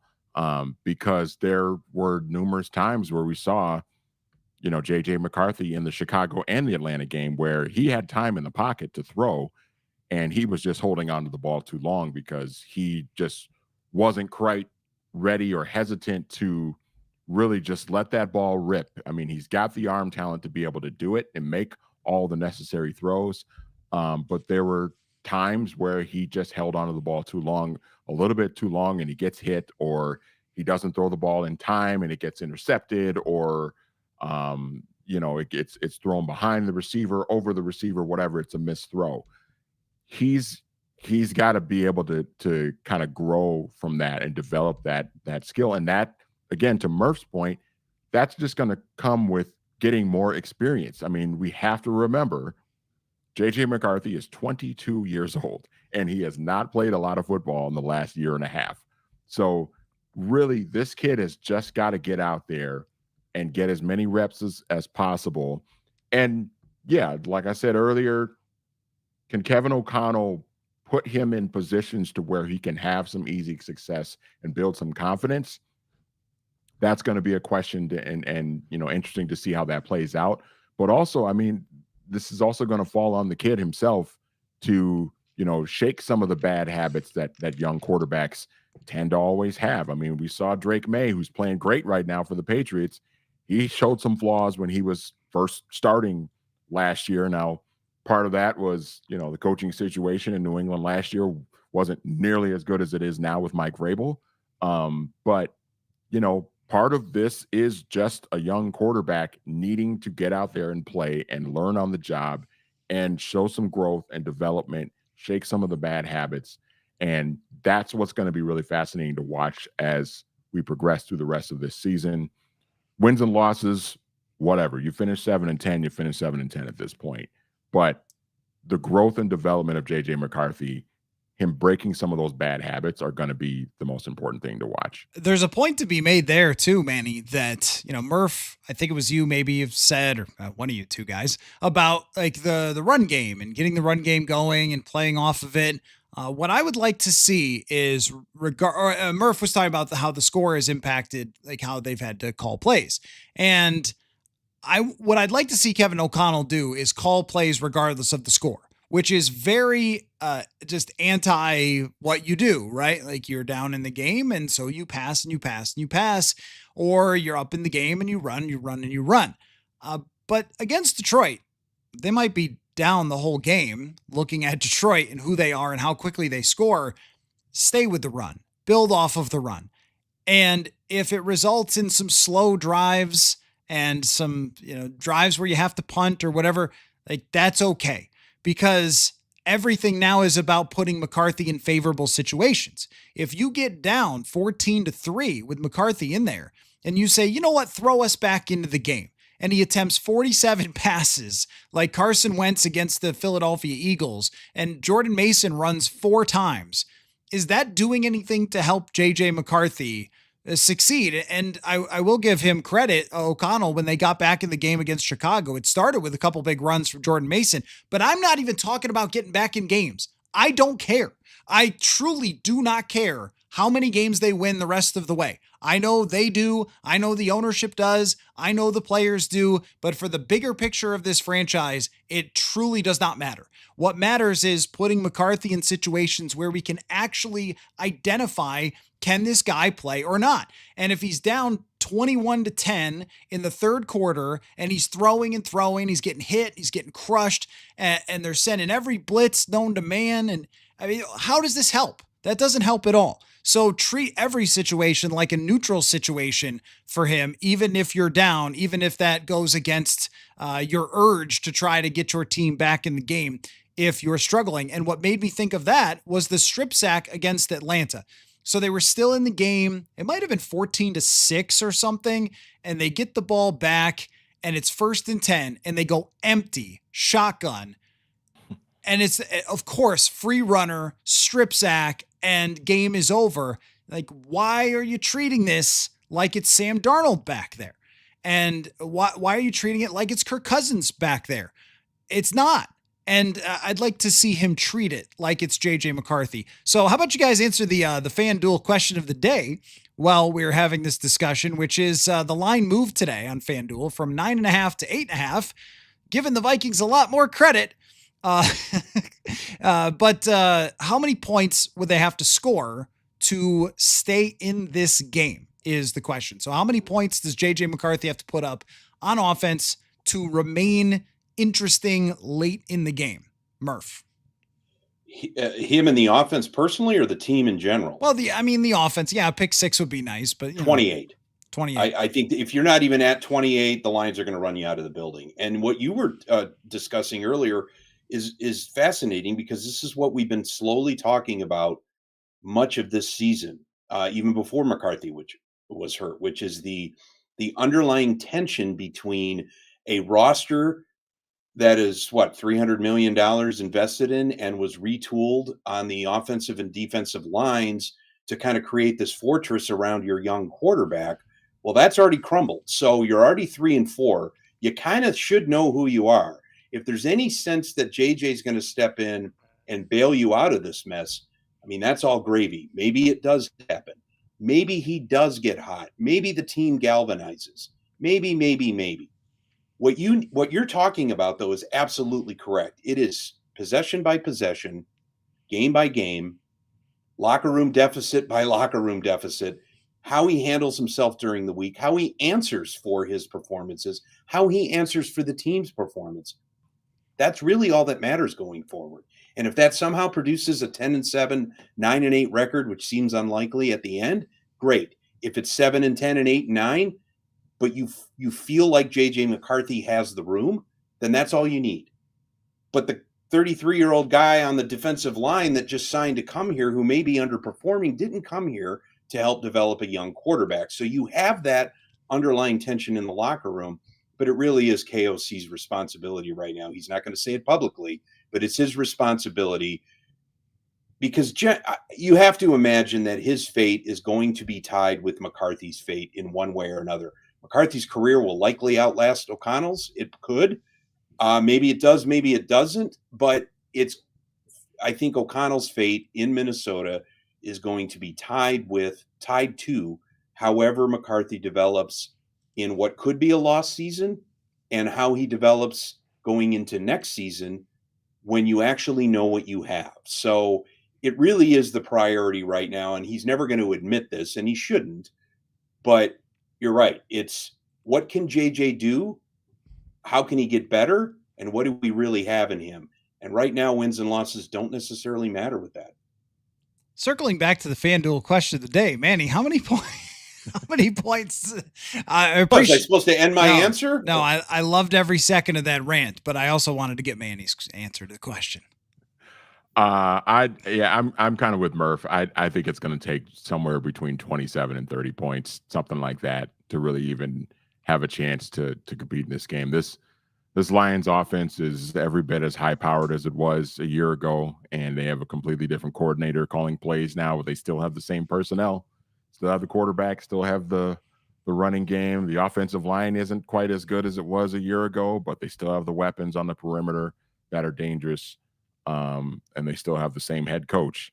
So they're going to put up some points, especially considering how this Vikings defense has struggled in recent weeks.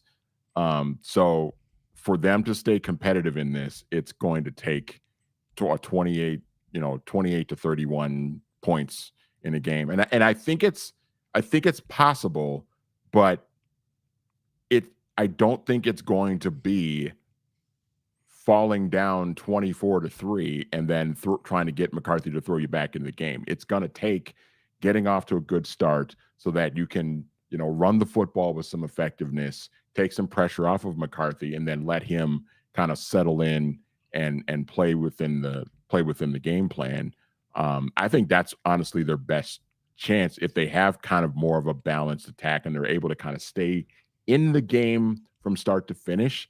That's really going to be their best chance to get that amount of points and have a chance, albeit slight, to win this game at Ford Field. I will say, when I pull this up, that something popped into my mind, and then I want to get back to a bigger picture point on McCarthy that Murph brought up. But when I see the Lions offensive line ranking 5th in run blocking, you do think to yourself that the offensive line coach is probably the second most important coach on the team outside of, well, obviously a head coach. So behind defensive coordinator, it's probably offensive line coach. And that does draw the question a little bit about offensive line coaching when you see a team who was supposed to fall apart when they lost some key players and is still top 5 in their ability to block for the run in the Detroit Lions, guessing that they're coached pretty well up front now this year that they've made up for those guys, leaving. Maybe they believed in that all along, and that's why they let those guys, or at least Kevin Zeitler, go. Obviously, Frank Ragnow was a different reason. The point that Murph was making about the tensions between offense and defense, that's a very real thing that does happen. I've seen it happen before. 2016, those guys wanted to stay on the other side of the locker room from each other, the offense and defense, because the defense felt like it was good enough. The offense was falling apart, but their offensive coordinator quit and their offensive line all got banged up, and they were like, what are we supposed to do? And all that sort of thing. I do wonder about inside the locker room if McCarthy is not immediately a big upgrade from Wentz, and if he's not immediately getting the football to move and is not accurate and those things. If you do have people starting to ask that question about Sam Darnold, Rodgers, all those things, because locker rooms are not that different from water coolers. Everybody talks. Everybody's got their families that talk. Everybody's got social media.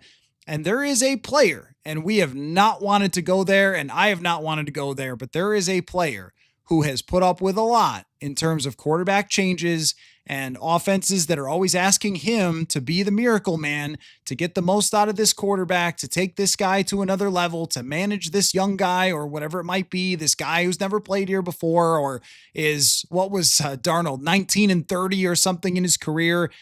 And that's number 18. And I think that he is very relevant here. Now, look, Javon Hargrave, sorry, man, I don't care. Nah, he seems like a nice guy. I shouldn't use him for this, but I don't care about his opinions about the bigger picture. You came here, you're getting your paycheck, just do your job, man. That's not your thing to deal with. But number 18, he's management. Justin Jefferson is management. When I asked Kwesi Adolfo-Mensah this in 2023 about whether they loop him into decisions, and he said yes. So he is part of the decision-making process with everything. And where you think about tension and you think about how this thing can feel as it goes forward, there needs to be proof that this can work.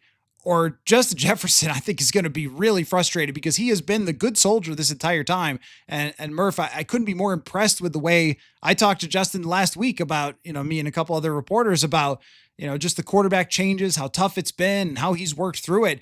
And he never has a bad word to say about it, but you wouldn't blame him if you get to the end of this and Sam Darnold's playing in January and he's not, going, what's the deal here? So it's very noticeable how quick in the NFL or college football, as we've seen, that these things that feel so strong and so sound 3 months into something can feel really on rocky ground. Yeah, I mean, Justin Jefferson could dump a can of gasoline on this. No question if he did. Just even with the side, the cameras are on him. They're looking for things on the sideline. It almost feels like this is a fait accompli. And I haven't been around Jefferson enough to know everything I've read and seen about what you guys report out of him in the locker room, his comments made. I mean, his punking his coach the other day or last week was pretty funny. I mean, he seems to get it or his GM. He seems to get it, what being the number one receiver on a team, arguably in the NFL, who's gotten his payday, who obviously has had a mixed bag of people throwing him the ball over the years.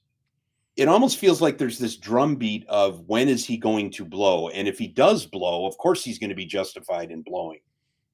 Well, I don't know if we have to necessarily root for that or anticipate it coming. If anything, we've seen he is mature, he's measured, and he gets it in the big picture.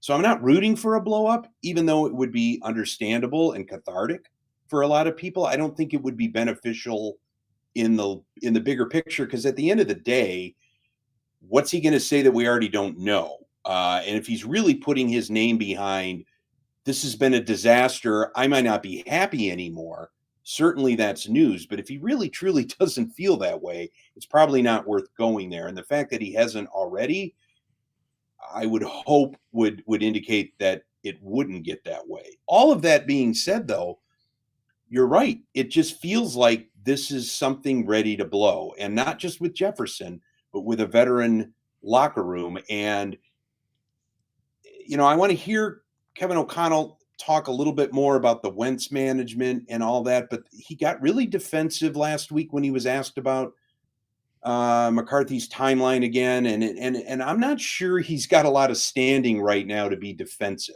I mean, he's gotten, he's a coach of the year, perennial candidate, has won it already. He's been solid with the media. The fans adore him. He's gotten his extension.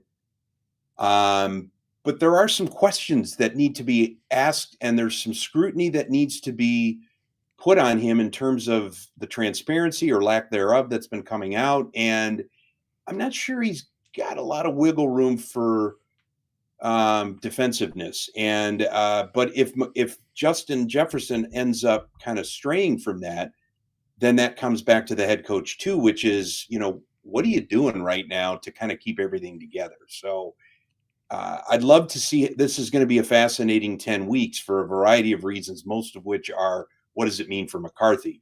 But what it means for the locker room, watching maybe O'Connell manage an adverse end to this season that had such high expectations, knowing he still doesn't have a playoff win, he's going to be scrutinized as well. And I think his actions and words are going to speak a lot louder over these next 10 weeks because of that. Well, and that's the main point here, right? Is that everything can look so much different in 10 weeks if JJ McCarthy even wins 5 or 6 of these games, and then it will settle so much. And I'm working on an article for tomorrow about how, hey, we talked about bringing back Darnold is not a bad idea, but what can we really compare to yet? We need this sample to compare before we could start saying the organization screwed up. They should have brought back this guy. They should have signed that guy, which Rodgers didn't make me think last night that the Vikings would be any different with him or a lot different with him. They'd probably be a mediocre team. But let me shift subjects on you, Manny. Right now on FanDuel, the Super Bowl odds, Kansas City number 1, naturally, with Patrick Mahomes on their football team. Number 2 and 3, the Detroit Lions at plus 700 and the Green Bay Packers at plus 750. How do you look at what the Lions and Packers have done, building their teams to the point where they are top, true elite Super Bowl contenders, and compare that to where the Vikings are, not just in this 3-4 start that's been just such a disaster for health and everything else and not getting to play your quarterback, but even timeline wise, like this was the year where it looked like the Vikings were supposed to compete with those teams, and they're not even remotely close. And if JJ McCarthy was playing, I have a tough time thinking that it would be different because of how poor the defense has been. And these two teams built very differently than the Vikings, where the Vikings went rookie quarterback contract, big spending, where these teams went reliable quarterback, big money, and then draft with a million draft picks around them. And it seems to have worked. And then, of course, both made big moves when it was called upon.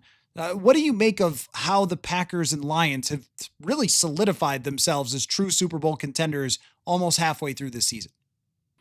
I think what it shows is that if you have good to elite level quarterback play and you do really well in the draft and you make enough free agent signings that, can supplement draft picks that you maybe swing and miss on, then you're going to be in pretty good shape. And I think we've seen teams, build themselves into contenders in a lot of different ways. And, building through the rookie quarterback contract and signing veteran players because you have so much cap space. We've seen that work. We've seen teams have success and be, contenders when they follow that model. But I think in the case of the Detroit Lions, we've also seen a team that moved on from their franchise quarterback and got another, sort of fringe franchise quarterback. And then, he sort of turned himself into a franchise quarterback. And, Matthew Stafford was drafted number 1 overall by Detroit. Jared Goff was drafted number 1 overall as well by the Los Angeles Rams. And so the physical talent was there for Jared Goff. It just took him a little bit longer. But when things started to click for Jared Goff, that was almost kind of a cheat code for the Lions, because I remember when they made that trade, I was thinking, oh, Jared Goff is, he's been kicked out of Los Angeles. Sean McVay didn't want him anymore. He's going to go to Detroit. The Lions are bad, and they're going to have a bad season, and then he's going to be kind of the bridge guy, and they're going to draft another guy and build around that guy. But then Goff went in there, and he played really well, and Dan Campbell was like, no, this is my guy. This is going to be my guy here. And it worked out for them, and then that allowed them, because Jared Goff was playing so well, it allowed them to be able to, sort of build around him, and they hit on some draft picks. They made some key free agent signings that weren't big splash signings, but they worked out for them. And they've turned themselves into, perennial contenders. Now the Packers, little bit of a different path, but somewhat similar. They traded away their longtime franchise quarterback. They've been kind of building around Jordan Love, and they've done a nice job too. And they have a really good head coach, I think. And they've been able to just make enough moves to put themselves in the position. And then they made the big splash play with trading for Micah Parsons that, maybe can take an already good defense and sort of put them over the top and make them a real championship level defense. The Packers, I'm still kind of curious to see how the season will go for them, because we've seen Jordan Love look great at times, and then there's other times where you're like, I don't know, whereas Goff has been much more consistent for Detroit, and I think it's really helped them. So the Packers, I'm still kind of hesitant to see, how things sort of play out for them. But right now, with the way they played last night in Pittsburgh, that offense seems to be humming right now, and they've got enough on defense, I think, to be able to give them a chance to go on a run. And a lot of times all you need is for Jordan Love to just get hot, and then they can go on a roll. So the Lions and Packers have both sort of built their teams differently from what the Vikings have done. But I'm not convinced that the way the Vikings have done it is the wrong approach. I think it's just the moves that they've made, particularly this this past offseason just hasn't worked out the way that they planned. Well, there really is two ways to do it. And one is to tank and draft a bunch of guys around a good quarterback, which is what both of those, I mean, the Packers never tanked, but they did have some years that were not as good, and they've had to draft, and then make a big move with a draft pick to get Parsons, whereas Detroit legitimately tanked, and they got rid of everything they could. They got as many draft picks as they possibly could, and it really is funny that they got draft capital in that deal for Jared Goff. So not only did they get a franchise quarterback, but also draft capital to work with. I agree with you, though. I don't think the Vikings route is wrong. And I also don't think that they can change it. Like, they can't look at Detroit and Green Bay and go, you know what? Actually, here's what we're going to do instead. As they go forward, Murph, I think that they have to stay this course of spending around JJ McCarthy. And when you think they do have a lot of assets on the offensive side to give him, so defense is going to be easier to patchwork and fix. And if it keeps going this way, it's going to be a change in scheme and defensive coordinator. I promise that. They're not going to continue to go this way where they get smoked by every single good quarterback they play. If that continues to be the case, and they do play a lot of good quarterbacks here going forward. So Flores' ability truly to adapt is going to be shown in these coming weeks. But I don't think that they can pivot. For me, Murph, this is what it is. And you're either going to catch up or you're going to be left in Bears land, which is perpetually behind other teams in the NFC North. And it does all come back to number 9, but it also comes back to how you find your way out of some of these players that you failed on and into different players from alternate sources, because it's not like next year they have a million draft picks that they could just take and develop either. No, and it depends on where they end up, obviously, where their positioning is going to be. I mean, what strikes me, a couple of years ago, they were able to get the top 10 pick because they had the Cousins injury and the quarterback carousel that kind of put them in that position. And I know they made some moves to upgrade their draft capital as well, but they had that cushion because 2023 was a failure in a way. There's no way you can pivot at this point. The only way you do, I think, is if McCarthy comes out in these 10 games and really just shows that he is not ready yet. And if he isn't yet because of what's collapsing around him or because he hasn't been able to reach his ceiling, then that's where you have to take stock in, are we prepared to step on the gas and keep going forward with him, which I really think they have to do. Or are they in a mode where, well, we may have to bring in an older guy and mentor him, or at least give him a competition. Maybe that'll be the storyline in camp. We liked a lot of what we saw in JJ, but we're not quite sure yet. Maybe we bring in an arm and see what he can do, as opposed to always feathering the nest for him to succeed. Maybe he needs to be pushed in that way. But what's different about, the Lions, the Lions were tanking for 50 years, arguably, and they were able to the Packers were able to park Jordan Love behind Aaron Rodgers, just like they were able to park Aaron Rodgers behind Brett Favre. McCarthy hasn't had that opportunity. Yes, he was slightly parked behind Sam Darnold, but Sam Darnold was busy rediscovering himself. I'm not sure how much mentoring he was doing while McCarthy was rehabbing anyway. Love got to learn, Rodgers got to learn in the cradle of a Hall of Famer. So those are different scenarios. And the Packers are still a young team. I think I have read that they're still the youngest team in the league. So they're still learning and growing. Love is learning and growing. They had a big win against Dallas in the playoffs. Then he lost to Philadelphia. But I feel like they are positioned on much more of a long-term trajectory. The Lions are in win now mode with an aging Goff and a roster that's been positioned to cash in now. The Vikings are still trying to figure out if McCarthy is that long-term solution. I believe they're on the right track. They've put all their cards and their chips in the middle on McCarthy, general manager on down. So they kind of have to stick with that, warts and all. What is going to be interesting, though, is what is he going to look like thrust into this 3-4 team where expectations are sky high for him, maybe not so much for the season. And how are we going to all measure that out at the end when we're judging McCarthy, the offense, the defense, the head coach, and the general manager? How much of McCarthy how much is McCarthy going to be able to help his head coach and his management buy some more time? And how much is he going to inject panic in whether or not they made the right decision? That's what we need to see. I think about catching up to these two teams who know what they have at quarterback and how hard that is, and how much less hard it will feel if you walk out of this season knowing you've got a quarterback. Because when you look at teams that have even made some mistakes with their money that's been spent, even the New England Patriots, they signed free agents in the past that completely blew up on them. And because of Drake May, they were able to move out the old, bring in the new, and all of a sudden they're a completely different team.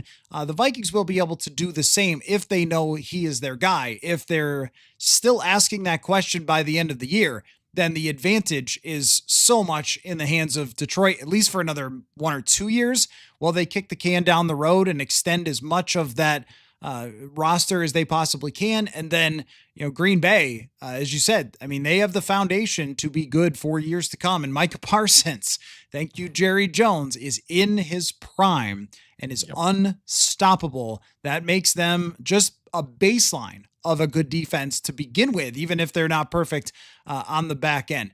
All right, last question for you guys. Let's try to make it a fun one. Here on FanDuel, the favorite for MVP is Patrick Mahomes, because we just live in a flat circle, and every year forever, it's got to be Tom Brady and then Patrick Mahomes after him. But after that, Drake May plus 400. That's an interesting one. Josh Allen has emerged at plus 400. Those are by far the three favorites. The dark horse for MVP, Jonathan Taylor, is at plus 200. That does not happen very often, not in many, many years. Manny, who do you like for an MVP pick?